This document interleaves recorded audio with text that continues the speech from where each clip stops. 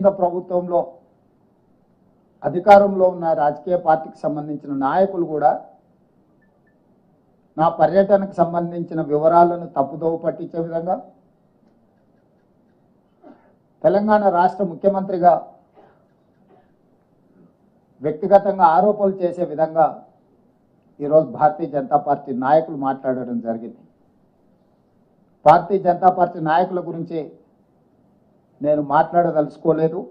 ఎందుకు అంటే వాళ్ళకి ఆ స్థాయి లేదు.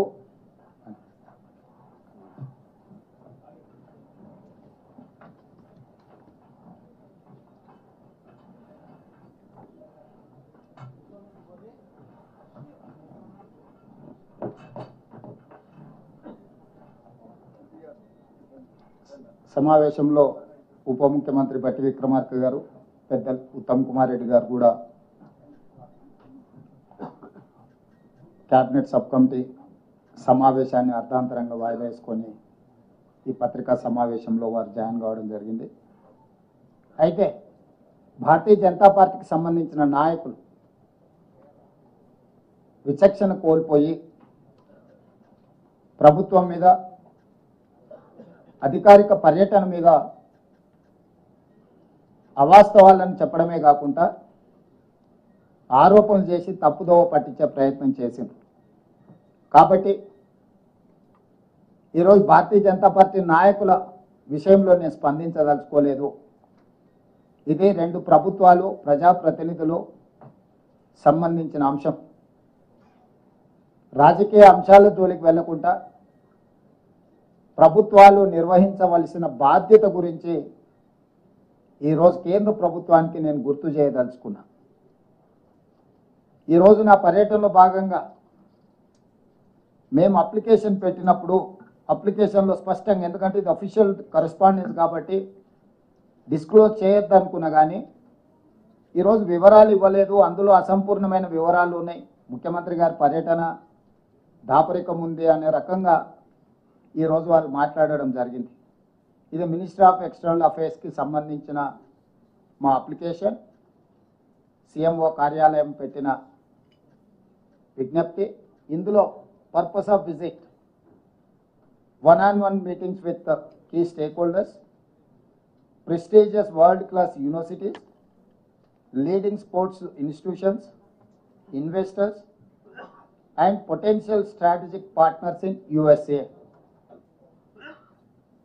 ఇందులో స్పష్టంగా విద్యకు సంబంధించి, క్రీడలకు సంబంధించి, తెలంగాణ రాష్ట్రంలో పెట్టుబడులకు సంబంధించిన పర్పస్ ఆఫ్ విజిట్ని ఈరోజు మేము తీసుకొని ముందుకు వెళ్తున్నామని స్పష్టంగా కేంద్ర ప్రభుత్వానికి అప్లికేషన్ పెట్టడం జరిగింది.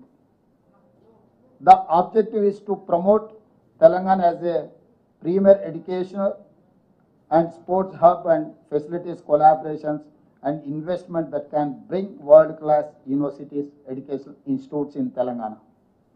స్పష్టంగా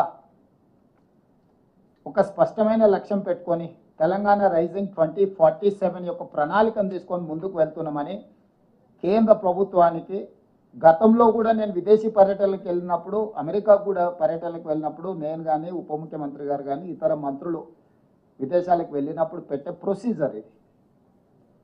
క్రిస్టల్ క్లియర్గా వివరాలు అందించడం జరిగింది. వాళ్ళు ఏమన్నారు, ministry of external affairs has examined the proposal, clearance from political angle is decline. Last టైంలో సింపుల్గా రిప్లై చేశాం. Ministry of external affairs has examined the proposal, clearance from political angle is decline. ఇది వాళ్ళ రిప్లై. సో రాజకీయ పరమైన నిర్ణయాలతో మేము మీ పర్యటనను తిరస్కరిస్తున్నామని చెప్పింది. What is the political reason? I wanted to ask Narendra Modiji, you have visited many countries. మీరు ఎన్నో దేశాలకు పర్యటనలకు వెళ్ళారు.